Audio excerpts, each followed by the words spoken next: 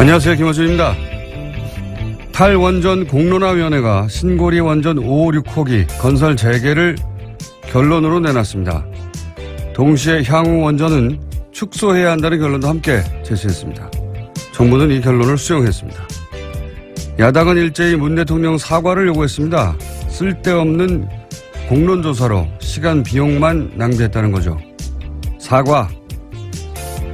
애초 야당은 공론화를 결론 미리 내놓고 하는 요식행위라고 비판했죠. 그런데 시민들은 정부와 다른 결론을 내놨어요. 요식행위가 아니었던 겁니다. 그러니까 사과는 짜고 치는 고스톱이라고 비난했던 사람들이 해야 하는 거죠. 또 대통령 뜻이라며 마구 밀어붙였던 4대강 자원외교 결과 어떻습니까? 그로 인해 막대한 국고 손실을 국가에 떠넘긴 사람들은 그때 우리도 이런 과정을 거쳤어야 했다고 국민들 앞에 사과를 해야 하는 겁니다. 안철수 대표도 마찬가지입니다. 본인 대선 공약도 탈원전에 신고리 건설 백지화 아니었습니까? 역시 사과는 자신의 공약을 몇 개월 만에 뒤집은 본인이 해야 하는 거죠. 공론화라는 이 절차 큰 박수를 받아 마땅합니다. 김호준 생각이었습니다.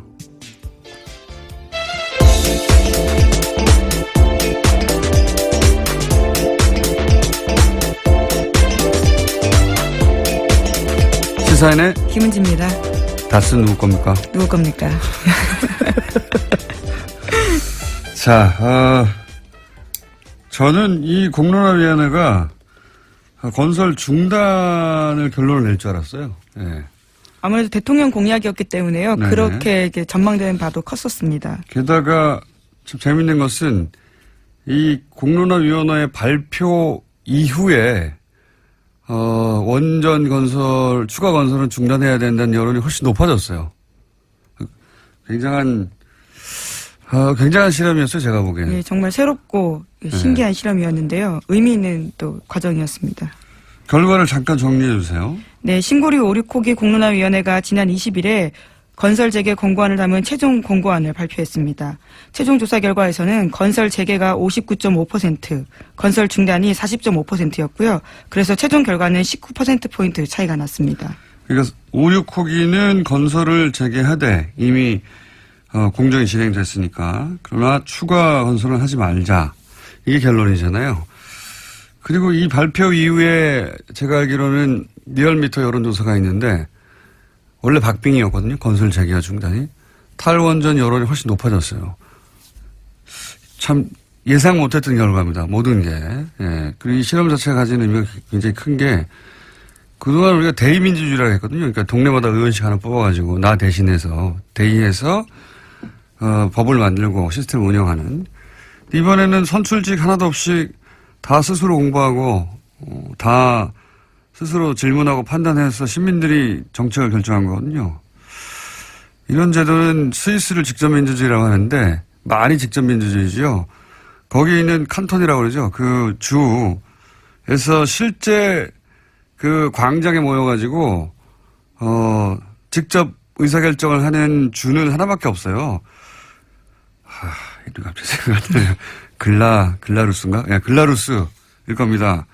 작은 도시인데 1년에 한 번 그것도 광장에 모여서 자기들끼리 투표해가지고 뭘 결정하는 란츠키 마인드인가? 오늘 갑자기 안 척하려고 그랬더니.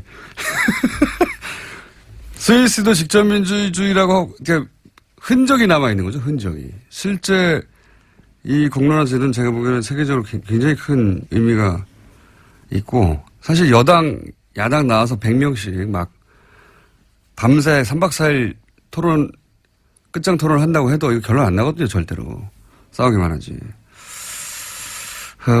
그런데 이제 이 400여 명이, 길을 제시했고 그게 굉장히, 그 결론이 마음에 안 드시는 분들도 있겠지만 저도 뭐 건설 중단이 개인적인, 생각인데 이런 과정을 거쳐서 결론이 나면 또 수긍하지 않을 수가 없어요. 네, 네. 과정 자체가 굉장히 의미 있는 실험이었습니다. 이런 보완은 필요하겠죠. 그러니까 400명이 과연 민의를 평균적으로 제대로 반영했는가. 근데 이건 뭐 여론조사 기법이 시간이 지날수록 정교해지잖아요. 그렇게 이제 보완할 문제인 것이고, 예. 보통 대통령은 이런 거 안 하거든요. 왜냐하면 예를 들어서 이명박 전 대통령한테 4대강 공론화 해서 결정하자 그러면 그걸 했겠어요? 예. 미쳤냐고 그러겠지. 그럼 내가 왜 대통령 했어 그러겠지. 그러니까 이게 결론이 정부하고 다를 수 있다는 걸 알면서도 제가 보기에는 그 시스템을 도입한 결정은 대담한 결정이었다고 봅니다. 예. 정부는 이 사안만큼은 박수를 받아 마땅하다. 예. 뭐 보수 야당이 반대 이 결론 나고 나서 비판하는 건 이해가 하는 면도 있어요. 원래 무조건 건설하자는 거였으니까. 근데 저는 국민의당이 이걸 비판하는 건 앞뒤가 안 맞아요. 아무리 생각해도 국민의당에서는 안철수 대표가 체르노빌 몇 주년, 좀 하여튼 몇 주년 그때 잘 가라 핵발전소인가? 그런 국민본부가 있어요. 그때 같이 서명도 하고 신고리 건설 백지화 탈원전 본인이 직접 건설 중단돼야 된다고 했었단 말이죠. 국민의 생명 안전보다 중요한 것은 없다. 본인이 한 말입니다. 예. 몇 개월 됐다고 이게 갑자기 입장을 바꿉니까? 자, 사과할 대상이 없다, 정부가. 사과는 거꾸로 해야 되죠, 저희들이. 자, 길게 얘기했습니다만 하여튼 굉장히 의미 있는 절차고 앞으로도 이 절차를 더 보완해서 다른 어떤 갈등 사안에도 적용할 수 있겠다 그런 생각도 합니다. 자, 다음 수는요. 네, 지난주에 추명호 전 국장의 구속영장이 기각됐다라는 소식 전해드린 바가 있는데요. 바로 그 다음날 또 다른 구속영장 실질심사가 있었습니다. 이명박 정부 국정원에서 정치 공작을 주도했다라는 혐의로 유성옥 전 심리전단장과 신승균 전 국익전략실장의 구속영장 심사가 있었는데요. 이 두 사람은 구속됐습니다. 특히 눈에 띄는 거는 신 전 실장인데요. 이 사람 같은 경우에는 추명호 전 국장의 직속 상관이기도 합니다. 그래서 검찰은요, 추명호 전 국장에 대해서 보강 수사 후 영장을 다시 청구하겠다라는 방침입니다. 그 추명호 국장은 왜 구속되지 않았냐? 그때부터 말들이 많았는데 신 실장이 직계라이기도 하고 신 실장은 또 구속됐어요. 네, 네. 그렇죠. 도주 및 증거인멸에 우려가 있다라는 이유 때문에 구속영장이 나왔습니다. 증거인멸의 끝판왕이 국정원이잖아요. 끝판왕이에요. 네. 진술 조작하고 굉장히 아예 다 없애버리고 계속 나오고 있습니다. 그런 정황들이요. 지난 댓글 공작 수사 때도 아예 가짜 사무실을 만들었다는 거 아닙니까? 네, 어제 JTBC가 내용을 보도했었는데요. 네. 검찰이 압수수색한 곳이 아예 가짜 사무실이었다라는 겁니다. 가져간 서류도 가짜였고요. 그러니까 세트를 만들고 세트. 예, 트루먼쇼 같은 장면이 네, 거죠. 세트 만들어 놓고 그 안에 가짜 서류 잔뜩 박아놓고 캐비넷에도 가짜 서류 집어넣어 놓고 가짜 서류의 내용은 뭐냐? 대북 활동을 한 것처럼 만들어놨다는 그렇죠. 거 아닙니까? 자신들의 활동이 적절했다는 취지. 네, 그래서 사무실을 통째로 세트로 만든 거 이거는 말이죠. 다른 곳에서는 못하는 겁니다. 상상을. 거기서는 지우고 없애고 하는 거죠. 여기는 사무실을 새로 지어버린 거 아니에요. 만들어가지고 거기다가 잔뜩 가짜 서류를 만들어 놓고 여기를 압수수색하라고 한 거 아니에요. 그러니까 검찰이 압수한 모든 서류가 가짜인 거예요. 네, 정말 황당한 일인데요. 다시 수사를 해야 될 정도로 이런 일이 생겼습니다. 저는 국정원의 핵심 공작 관련자는 구속수사 없이는 말이 안 된다고 봅니다. 증거인멸의 위험이 없기는 뭐가 없어요. 추명호 국장도 실제 자신의 컴퓨터 하고 주변에 노트북 다 지우라고 한 거 아닙니까? 네, 또 최근에 드러난 사실인데요. 국정원 개혁발전위원회 관계자에 따르면 추명호 전 국장이 사무실의 컴퓨터 10대가 초기화되고요. 노트북 세대는 아예 폐기가 됐다라고 합니다. 국정원을 상대로 국정원의 국장, 실장 이런 급을 상대로 해서 핵심 공작을 따지는데 증거인멸의 위험이 없다고 판단한다는 것은 웃기는 소리라고 봅니다. 저는 정말. 네, 특히 이 같은 조치 같은 경우에는 국정원 내부 규정에 따라서 진행됐다라고 하는데요. 그러니까 박근혜 정부 국정원의 묵인 하에서 이런 증거인멸이 이뤄졌다라는 거죠. 추명호 전 국장요. 특히 추명호 국장만 계속 주목받는 이유는 물론 구속영장이 기각돼서도 하지만 왜 보호받을까? 보호받는다면 만약에 사실은 추명호 국장이 최순실 라인이고 추명호 국장이 우병우 직보했다는 의혹이 있지 않습니까? 예. 그리고 본인이 직보했다는 것도 인정을 하긴 했죠. 예, 오늘 아침 경향신문 보도입니다. 검찰 조사에서 우병우에게 비선 보고했다라고 본인이 직접 인정했다라고 합니다. 근데 최순실 관련 보도는 안 했다는 거 아닙니까? 네, 그건 끝까지 부인하고 있습니다. 이게 이제 누구를 보호하느냐? 왜 최순실을 보호하겠어요? 최순실을 인정하려면 우병우 전 수석이 나와야 되고 문영선 수석은 최순실 모른다고 했잖아요. 그리고 그렇다는 얘기는 우병우, 최순실, 박근혜로 이어지는 국정농단의 핵심 라인을 인정해야 되는 거거든요. 드러나야 되는 거. 결국은 추명호 국장을 보호한다는 것은 박근혜 전 대통령으로 연결되는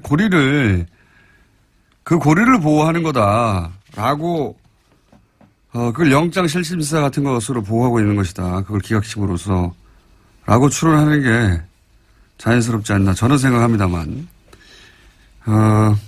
두 번째 영장도 기각하는지 한번 두고 보죠. 예. 이런 추가적인 사실들이 많이 나오는데 국정원 간부가 증거인멸의 위험이 없다고 하는 건 좀 말이 안 된다고 봅니다.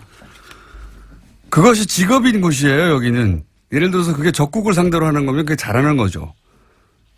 근데 이렇게 공작을 국민들을 상대로 해놓고 그게 드러날 것 같으면 다 없애버리는 그게 직업인 조직하고 거기 국장이 증거인멸의 위험이 없다고 기각한다면 정말 웃기는 소리라고 봅니다. 가짜 사무실. 예, 추정국장 같은 경우에는 혐의의 타당성, 필요성, 구속영장의 필요성 같은 것이 인정하기 어렵다라는 이유도 있긴 있는데요. 어쨌거나 두 상위의 상급자 두 사람은 증거인멸 우려가 있다라는 이유로요. 영장이 나왔습니다.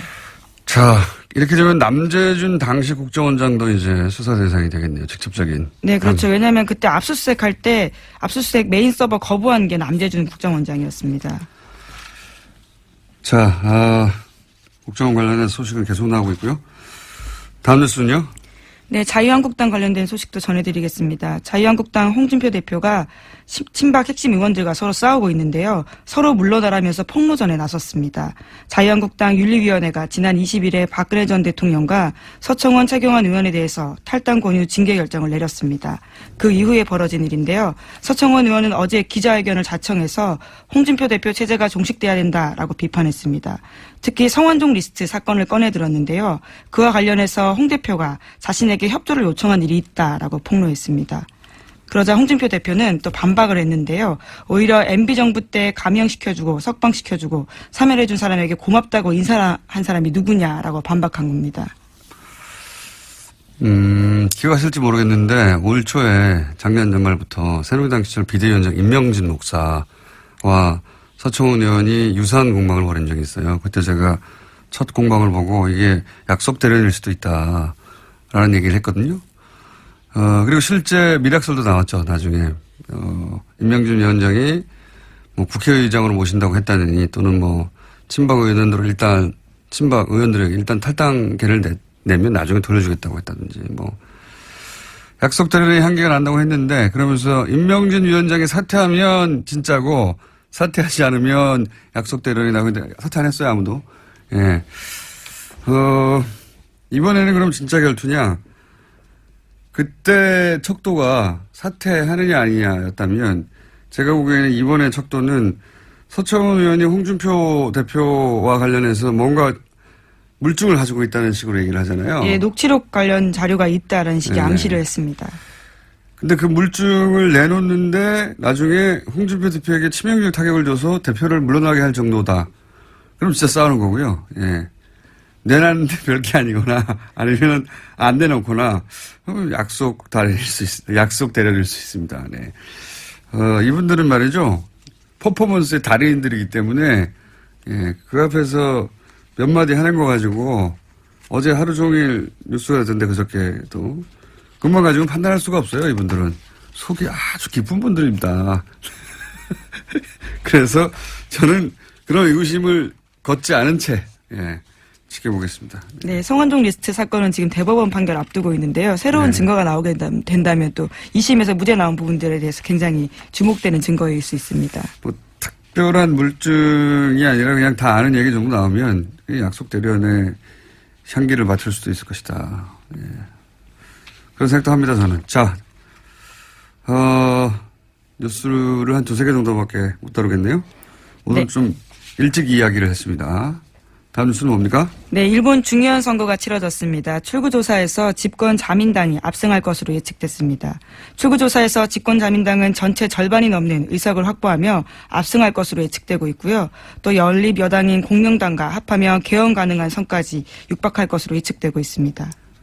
북한 미사일 장사 잘하고 있다고 제가 그랬었는데, 예.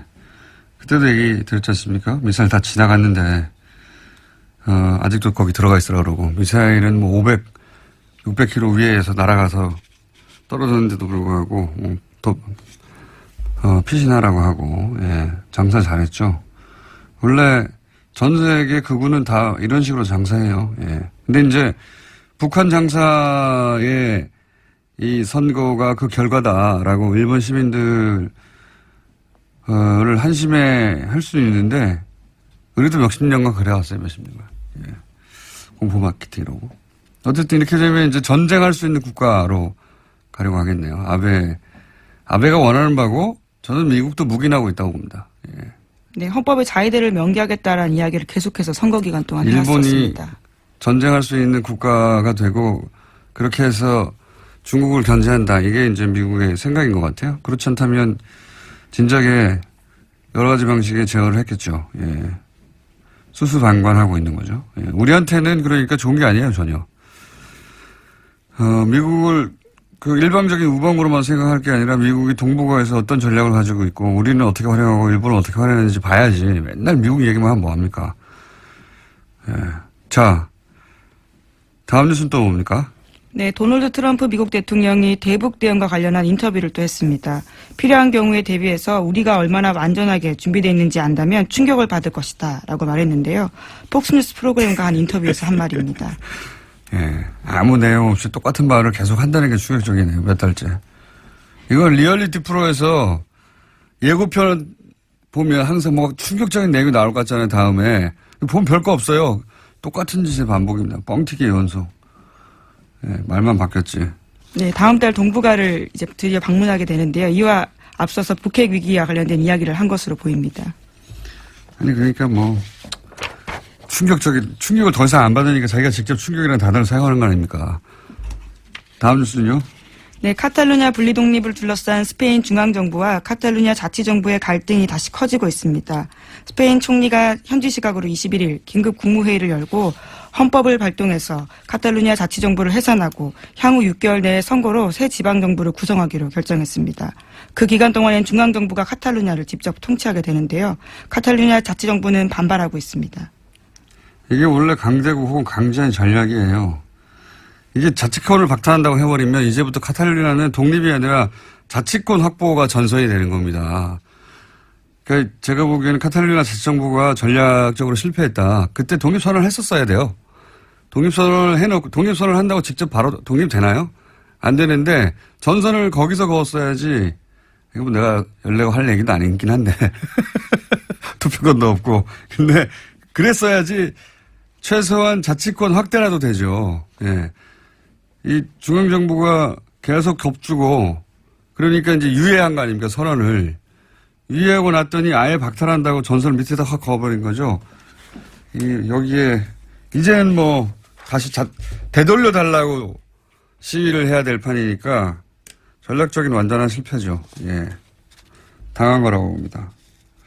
물론 뭐 다시 국면 전환이 100만 명, 200만 명이 나와서 계속 시위를 하면 될 수도 있겠지만 지금으로서는 뭐 끝났다고 봐야죠. 자, 오늘 여기까지 하겠습니다. 시사인의 김은지였습니다. 감사합니다. 자, 벌써 2달이 됐습니다. 저희가 BBK 다스를 다뤄온 지가. 드디어 이제 거의 모든 국민들이 다스 누굽니까를 알고 있고 개그 프로그램에서도 나왔다고 합니다. 다스 누굽니까? 다스 누구 겁니까는 저희 방송을 계속 들어오신 분들은 그 답을 알 텐데. 자, 주진우 기자, 안원구 청장님 나오셨습니다. 안녕하십니까? 안녕하십니까? 안녕하십니까? 네. 목소리로 이제 구분하시고요, 두 분을. 지난 시간에 저희가 본론을 들어가려고 하다가 실패한 이야기를 이어서 오늘 해야 될 것 같아요. 지난주에 이제 본론에 들어가려고 하다가 못 들어간 게 뭐냐면 이미 2007년에 이 사건은 사실은 수사가 됐습니다. 예. 검찰도 도곡동 땅도 수사를 했고 BBK도 수사를 했고 특검까지 했죠. 예. 그런데 결론은 이명박 전 대통령은 아무 상관이 없다. 도곡동 땅은 제3자의 땅이다. 그리고 BBK 주인은 김경준 씨다. 주가 조작은 김경준 씨의 단독 범행이다. 이렇게 결론이 났어요. 결론이 났는데 몇 년 있다가 140억은 다스로 돌아갔습니다. 희한하게도. 이 140억은 BBK에서 나온 돈으로 주가 조작을, 옵셔널 벤처스의 주가 조작을 한 다음에 그 돈을 들고 튄 거기 때문에 사실은 이 돈은 BBK에 투자했던 소액 투자자들이 돌려받았어야 되는 것이고, 미국의 재판 결과도 그러한데 이 돈이 엉뚱하게 다 쓸어 들어가 버렸어요. 그래서 다시 한번 이 얘기가 이제 수면 위로 올라오지 못하는 걸 2달 동안 끌어올려서 수면 위로 끌어올렸습니다, 이제 드디어. 근데 왜 2007년에는 그런 결론이 났을까? 2007년에는 왜 이게 이명박 전 대통령과 무관하고 김경준 씨의 단독 범행으로 결론이 났을까? 그때 무슨 일이 있었나? 이걸 오늘 짚어보려고 하는 겁니다. 그 당시의 상황을 저희들이 좀 소환을 해서 봐야 되는데요. 네. 최초에 2007년도에 도곡동 땅을 검찰이 수사를 하고 발표를 할 때 제3자 것이라고 발표를 했죠. 네. 그때만 해도 이명박 씨하고 박근혜 씨가 둘이 그 후보로 경쟁을 할 때입니다. 그렇죠. 2007년에 아주 큰 경쟁이었죠. 당시 도곡동 땅은 김경준 김재정 씨, 그러니까 네. 그 이명박 처남 김재정 씨와 이상은 씨 소유로 그 장부상은 그렇게 돼 있었어요. 다스처럼. 예, 똑같이. 등기상은 그렇죠. 예. 예. 그랬는데 그때 검찰이 제3자의 것으로 보인다 하고 제3자는 소환에 응하지 않기 때문에 조사할 수가 없어서 안 했다라고 결론을 내리죠. 네. 그때까지는 상당히 눈치를 본 것 같고요. 네. 그때 제3자는 이명박이었습니다. 그다음 BBK 수사를 하는데 BBK 수사 때는 이명박 씨가 이미 후보로 됐을 때였어요. 네. 그런데 후보로 됐는데 그때 지형상 정치 지형을 보면 그때 한나라당 후보가 거의 대선 후보가 되는 그런 시기였기 때문에 이번 대선하고 비슷한 거죠. 네. 민주당의 후보가 대통령이 되는 거 아니냐 했던 것처럼 그때는 한나라당의 후보가 대통령이 되는 거 아니냐. 그랬어요. 사실 그 후보 경선 과정에 한나라당 후보 경선 과정에 이 수사가 시작됐어요. 그런데 그래서 굉장히 열심히 검찰에서 수사를 했습니다. 그래서 지금 이거는 이명박 대통령의 가신의 얘기인데 수사 과정에 너무 세게 몰아쳐서 되게 걱정을 하고 대책회의를 매일 했었는데 이명박 대통령이 후보가 되자마자 갑자기 태도가 돌변해서 자기네들도 놀랐다고 합니다. 검찰의 태도가. 네. 네. 그래서 검찰이 그 당시에 BBK 수사 결과를 발표를 하게 되는데요. 지금 그 결과 발표문을 보면은 지금 저희들이 그동안에 밝혔고 의심했던 내용들이 다 드러나 있어요. 예를 들면요. 예를 들면은 BBK의 그 자금 이명 계약으로 BBK가 지금 아까 주 기자가 말씀하셨듯이 다스와 BBK 관계가 어떤 관계냐. 그 다스가 이명박 거면 그 김경준이 주가 조작했는데 어떻게 연관이 돼 있느냐에 대한 의심들을 지금 하고 있잖아요.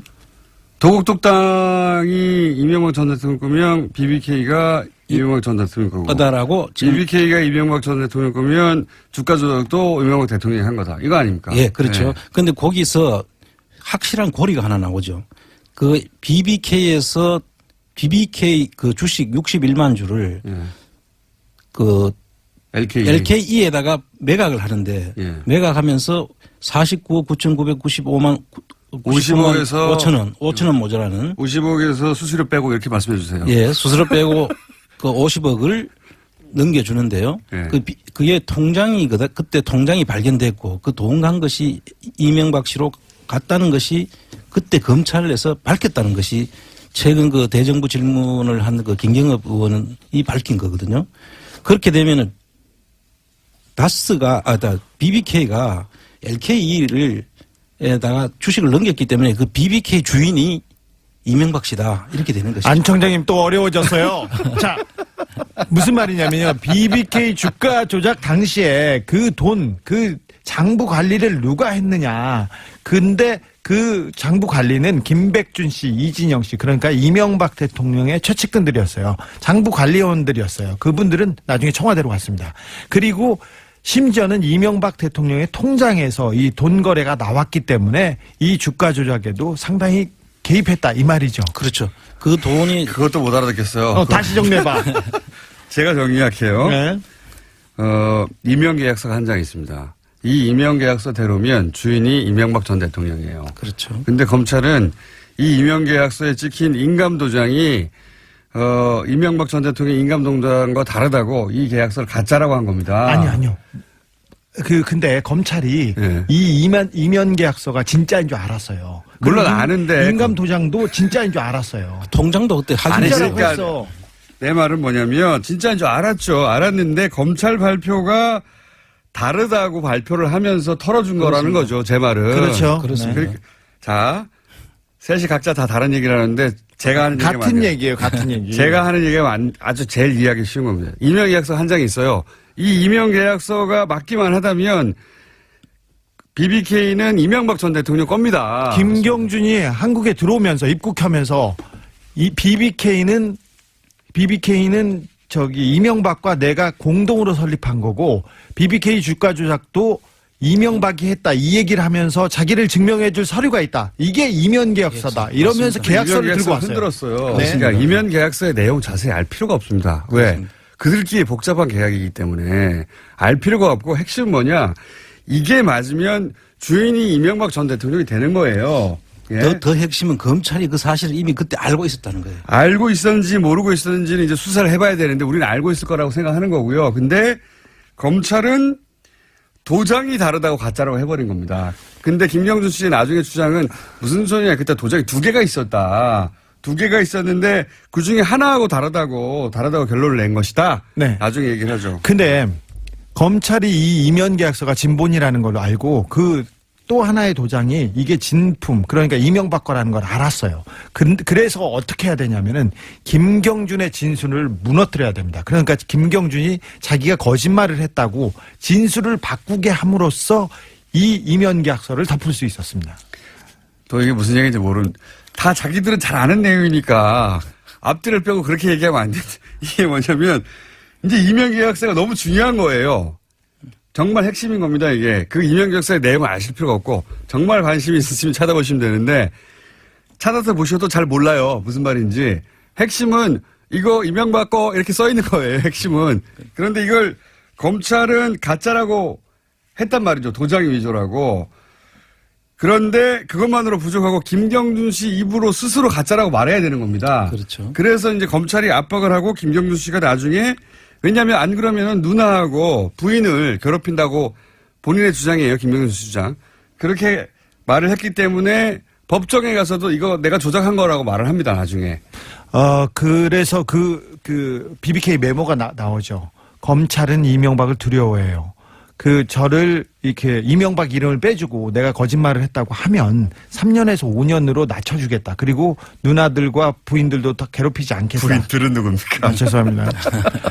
부인은 괴롭히지 않겠다는 그런 BBK 메모를 치정극을 만들고 그래. 네, 메모를 공개하면서 조용히 좀 해. 네, 공개하면서 BBK 메모가 공개되면서 BBK 특검으로 넘어가게 되는 거죠. 자, 이제 임명 계약서가 굉장히 중요한 것이다. 그렇습니다. 예. 계약서 이거 하나 믿고 온 거예요. 김경준 씨는. 네. 봐라. 여기에 내가 증거가 있다고.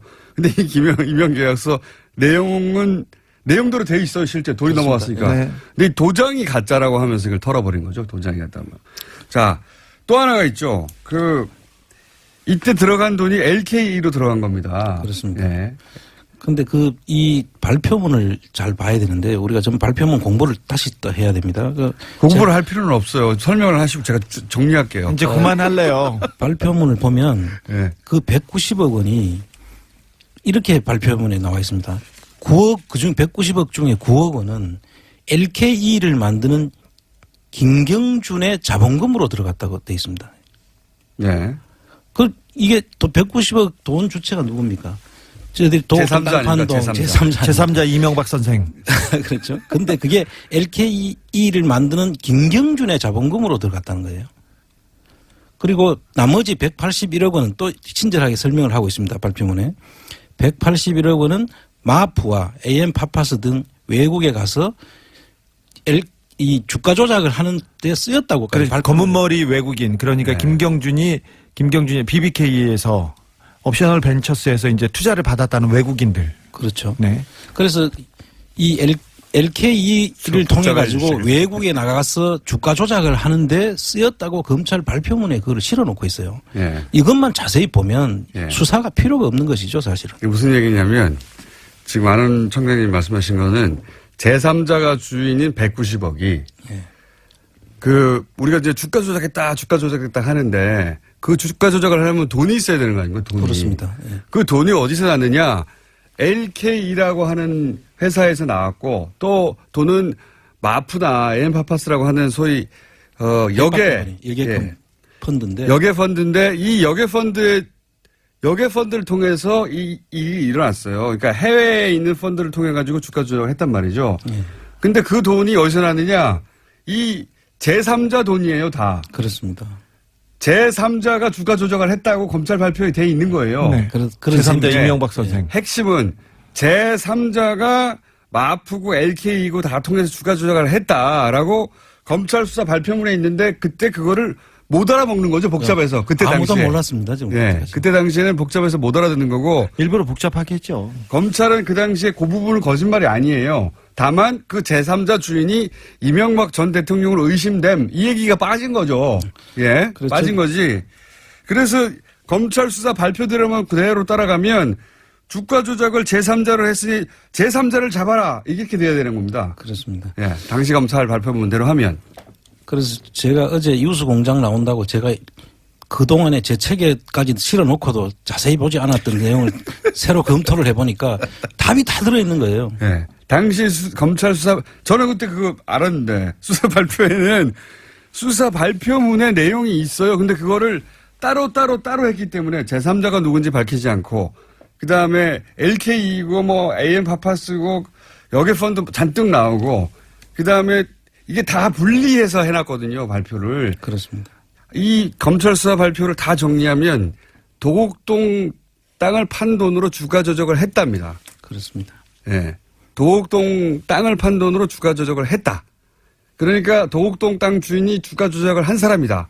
그렇습니다. 이게 결론이에요. 그 김경준 씨는 그 주가 조작을 통해서 증권거래법 위반으로 8년간 수감 생활을 했고요. 네. 그 여기에 이제 이명박 씨 이 사실이 맞다면 이명박 씨 경우에는 공직자윤리법 위반에 해당이 되기 때문에 그 두 가지를 수사 발표문에 이제 적시를 했는데 이 내용이 내용 속에 다 들어 있어요, 사실은. 그 검찰도 상당히 곤욕스러웠을 거 아닌가 제가 볼 때는. 검찰이 빠져나가는 방식은 복잡하게 만든 겁니다. 그 좋은 머리로 복잡하게 꼬우고 풀어줬죠, 뭐. 그리고 굉장히 또 재밌는 건 검찰이 얼마나 털어주려고 노력을 했냐면 당시 이제 BBK 정관을 보면 정관에는 이명박 전 대통령 당시 후보, 당시 이명박 기준으로는 이명박 후보가 결정하지 않으면 아무것도 안 되게 돼 있어요. 그렇습니다. 예. 그러니까 회사가 정관상 BBK는 이명박 전 대통령 겁니다. 정관을 보면. 근데 검찰이 뭐라고 그러냐면 김경준 씨가 자기 마음대로 바꾼 거라고. 아니 자기 마음대로 자기 회사를 남의 회사로 바꾼 겁니다. 이게 말이 됩니까? 그렇게 왜냐하면 정관은 그렇게 나와 있으니까 어쩔 수가 없잖아요. 그렇죠. 정관은 등록이 돼 있으니까. 근데 정관에 보면 이거 이명박 씨 거네? 이렇게 결론이 날 정관인데 검찰이 뭐라고 그러냐면 김경준 씨가 임의로 바꾸었다. 예. 그러니까 내 회사를 남의 회사로 바꿔준 거예요. 그렇게 검찰이 해 주었습니다. 당시에. 또 있죠, 또. 소위 이제 LKE는 빠져나갈 수가 없이 이 주가 조작에 동원된 회사입니다. 그렇습니다. 네, LKE. 그러자 검찰은 김경준 씨 주장입니다. 검찰은 LKE는 빼줄게라고 김경준 씨한테 제안을 했다고 해요. 그렇죠. 네. 그때 당시에 아마 수사검사가 김기동 검사로 알려져 있고요. 그 당시에 했던 말이기 때문에 이게 신빙성이 굉장히 높아요. 네. 김경주 씨는 한국말을 하지만 서툴러요. 그리고 정확하게 이해하지 못하고 있어요. 그래서 그 내용을 누나하고 상의합니다. 네. 김기동 검사의 전화로 누나한테 전화를 해요. 누나, 검사가 이거 빼달래. 검사가 뭐 해달래. 어떻게 해야 돼? 그걸 물어보면 에리카 김이 이렇게 상의를 합니다. 제가 그 전화 목소리를 직접 들었어요. 그때 나온 내용이 뭐냐면, 검찰이 LK는 빼준대. 네. 김경준 씨는 좋아했던 거예요. 빼준다니까. 그러니까 처음에는. 빼주면 야 이거 빼주면 너한테 빼주면 너 좋잖아. 그래 너 네. 죄도 줄어들고 이런 식으로 해서 이렇게 합니다. 그때 김기동 검사가 그 김경준 씨가 누나한테 하는 얘기가 뭐라면 검사가 너무 잘해줘. 형이라고 부르래. 그래서 김기동을 극찬하고 있었어요. 그래서 제가 그 목소리를 듣고 너무 놀랐습니다. 그 왜 빼줬냐?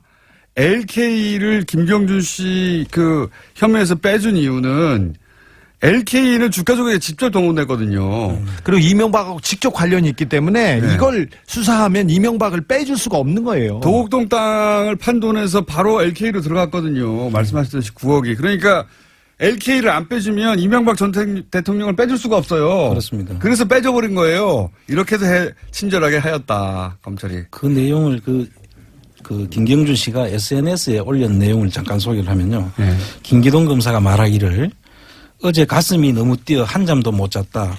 우리가 MB를 기소해도 대통령으로 당선될 것이다. 그런 검찰은 죽는다. 그러나 그렇게 하지 않으면 반대편에서 난리가 날 것이다. 내가 다 했다고 해라. 그럼 검찰이 너를 지키겠다. 이렇게 했다는 것을. 검찰이 너를 지키겠다. 놀라운 논리 아닙니까? 근데 이제 잡혀 있고 검찰에만 둘러싸여 있고 당시 검찰이 소위 이제 어떻게 이명박 전 후보를 털어주느냐의 관점에서 사안을 봤으니까 김경준 씨를 갖고 놀았던 거죠. 그렇죠. 네. 네. 갖고 놀았던 것이고 그렇게 해서 LK는 또 빠집니다. 예. LK가 빠지면서 이명박 전 대통령과 직접 고리가 또 빠지는 거죠, 여기서. 그렇습니다. 예. 그리고 도장도 아까 말씀드렸고 또 뭐 정관 같은 건 정말 웃기는 얘기거든요. 그렇습니다. 이게 정말 남의 자기 회사를 심지어는 그 당시에 잉크제트를 썼는데 프린트기를 예. 레이저 프린터밖에 없었다 이렇게 하면서까지도 덮어줍니다. 그 검찰이 상당히 노력했던 정황이 보입니다. 이게 LK나 BBK나 다 같은 회사 하는 것이 경리가 한 사람이었고 사무실도 같았고 네. 다 한 계좌에서 나온 돈이에요. 근데 이걸 분리해서 빼주는 겁니다. 이명박 대통령의 격리였어요. 수십 년 동안. 그러니까요. 아니 생각해보면 명함 있지 않습니까? 명함. 예. 그 이장춘 전 대사. 이장춘 대사가 외교관을 해서 그런지 모든 걸 메모하고 했던 분이었던 거죠. 그래서 김백준 씨하고 이명박 전 대통령으로부터 명함을 받았던 거를 몇 날 몇 시에 어디서 뭐 먹으면서 이게 다 기록돼 있었던 거예요. 네. 그래서 들고 와서 나 영포 빌딩 가서 이거 받았어라고 네네. 이제 어느 날 들고 나왔죠. 네, 브로셔에도 맨 가운데 이명박 대통령이 회장이라고 나와 있고, 그 다음에 김백준이 부사장이라고 나와 있고, 그 다음에 LK도 다 들어있고. 다 들어 있습니다. 그리고 뭐 사진도 많이 나왔어요. 예, 그리고 저희들이 계속 다스는 누구 겁니까라고 묻고 있는데 그 다스의 그 문제는 공직자윤리법 위반 문제가 걸려 있거든요. 그 당시 공직자윤리법 위반 문제를 보는 관점에서 그 다스가 누구 거냐를 보기 위해서 세 가지를 우리가 확인해야 되는데 납입 자본의 출처입니다. 누가 그걸 했냐. 그다음 두 번째는 배당과 경영 수익을 누구한테 귀속됐느냐. 납입 자본, 배당과 경영 너무 어려워요. 그다음 투자 결정을 할 때 그 투자 의사 주체가 누구냐, 투자 결정을 하는 주체가 누구냐. 이것까지 이 투자 결과 발표문에 다 있어요. 예. 그 보면은 너무나 말이 안 되는 걸로 했는데 그때만 해도 이걸 사람들이 아무 문제 너무나 없이 말이 안 되가 어떻게 했습니까? 이거 말이 안 되는 이야기 잠깐 설명을 드리면요. 잠깐 설명하면 안 돼. 지금 이 안 돼. 잠깐 설명하면 다음 주까지 가요. 그래요. 30초 버전으로. 다음 이 전체가 다 보면 네. 한마디로 누가 했는 것이 다 보이는데 그걸 다 듣고 있어요. 아니 검찰은 모를 수가 없지 않습니까? 다 알죠. 검찰은 알았죠. 수사를 다 했죠. 어떻게 덮어주냐의 문제였다고 지금에 와서 보면 그때 검찰 수사의 발표는 어떻게 이걸 덮어줄까의 관점에서 노력하였다라고 정말 봐야 어렵게, 그렇습니다. 정말 노력해서 덮었죠. 한 가지만 말씀 더 드리면 이 김재정 씨와 이상은 씨가 그 당시에 이 다스 대부기공 그 당시 이름 다스를 만들 수 있는 돈이 없었어요. 첫째. 회사를 무슨 돈으로 만들었냐 했을 때 이 두 분이 답을 못했습니다. 그렇죠. 그때 당시에 6억 돈이 없었으니까요. 6억 4억 19억씩 들어가 30억으로 자본금이 만들어지는 과정에 이 두 분이 돈이 없었어요. 그리고 일부 자본금이 있던 그 후지기공이라고 일본 회사인 걸로 추정이 되는데 그 회사 주식 지분을 다 넘겨받아 가지고 이 회사가 완성이 되거든요. 그 후지기공 자금을 인수하는 자금도 이상은 씨는 없었던 거예요. 그러니까 이상은 씨하고 김재정 씨가 그 회사는 내 겁니다 주장하려면 그 회사를 세운 돈을 내가 이렇게 냈어요 라고 해야 하는데 그거를 입증을 못했습니다. 그렇습니다. 그때 당시에 그러니까 다스의 주인이 누구냐도 두 사람을 주인으로 하려면 두 사람이 이런 돈으로 만들었어라고 검찰이 발표해야 되는데 두 사람은 그걸 입증 못했어요. 그래서 도곡동 땅도 제3자의 것이고 도곡동 땅 주인이 BBK 주인, 다스의 주인이고 계속 연결되는 겁니다. 다스의 주인 BBK 주인이고 그 사람이 주가조작의 주범이다. 그래 도곡동 땅하고 연결되는 걸 막기 위해서 검찰이 어떻게 풀어주냐 하면 이 돈 190억은 납품업체에 대한 대금을 받은 거다. 이렇게 합니다. 납품대금. 납품대금. 그럼 그 원가는 누가 주고 다 하는 것인지 이 돈은 190억이 가버리면 납품대금 팔아가지고 받은 이익은 얼마 안 되지만 실제 돈이 또 원료 사는데 들어가는 돈은 줘야 되지 않습니까? 예. 그 190억이 전부 다 납품대금이라고 검찰이 이 회계 지식이 부족해서 오는 하나의 좀 해프닝 아닌가 싶은데요. 아니 뭐 부족한 게 아니라요. 다 알고 덮은 거죠 일부러. 일반인들의 회계 지식이 부족할 거라고 생각하고 그렇게 말했겠죠. 예. 뭐 그렇게 봐야 되겠죠. 어제 이제 다스가 아니라 이명박 내부자한테 또 연락이 왔는데 다스는 누구 거냐에 중요한 근거 중에 하나가 이명박 대통령이 차를 살 때 개동 현대에 있는 그 대리점, 큰 대리점에서 샀는데 그 모든 돈을 다스에서 냈고 생활비와 다른 자금들도 다스에서 가져다 썼답니다. 그렇게 최신 버전의 증언이 또 하나 있고요. 예. 이 증언들은 저희가 그러니까 이건 과거에 밝혀진 거고요. 예. 지금 한참 모으고 있고 아직 다 공개하지 않은 것은 최근에 나온 증언들이거든요. 최근에 나온 증언들은 저희 또 모아서 한번 정리할 텐데 그리고 나서 그 검찰들은 다 어떻게 됐습니까? 그때 수사 결과를 발표하는 사람은 김홍일 차장검사였는데요. 승진했죠. 그리고 그 밑에 최재경, 김기동을 비롯한 10명의 검사들은 BBK 검사들은 승승장구했습니다. 이명박 정권에서 가장 중요한 역할을 하다 했고요. 박근혜 정권에서도 마찬가지입니다. 최재경 그때 당시 민정수석을 잠깐 했죠. 네. 근데 막판에 박근혜 정부에서 민정수석을 했죠. 이 BBK 검사 10명하고 저하고 소송을 했는데 제가 원고 피고 관계로 자주 만났어요. 사석에서도 보긴 했는데, 이 사람들이 대법관한테 탄원서도 보냈어요. 주진우 빨리 구속시켜. 네, 그렇죠. 당시 빨리 처벌하라고. 네, 참. 김홍일 중수부장을 비롯한 이 10명의 검사들은 굉장히 승승장구하고 지금도 거의 대부분 요직에 남아 있습니다. 김홍일 검사는 나중에 중수부장 대단한 거죠. 네. 중수부장까지 됐고. 하고 그 옷을 벗었는데 최재경 검사도 옷을 벗었는데 나머지 분들은 뭐 잘 지내고 있습니다. 이때가 이제 언제냐면은 나는 꼼수다라는 그렇죠. 팟캐스트가 있었어요. 그때 이제 갑자기 BBK 검사 9분이 대법관에게 탄원서를 보냈습니다. 빨리 좀 처벌하라고. 그때 에리카 김도 편지를 보냈어요. 주진우가 나쁜 놈이다 이렇게 해가지고 갑자기 잘 지내다가 나쁜 놈은 나쁜 놈이죠. 아니요. 누나 그분들 동생 입장에서 나쁜 놈이지. 누나 동생 하다가 갑자기 입장을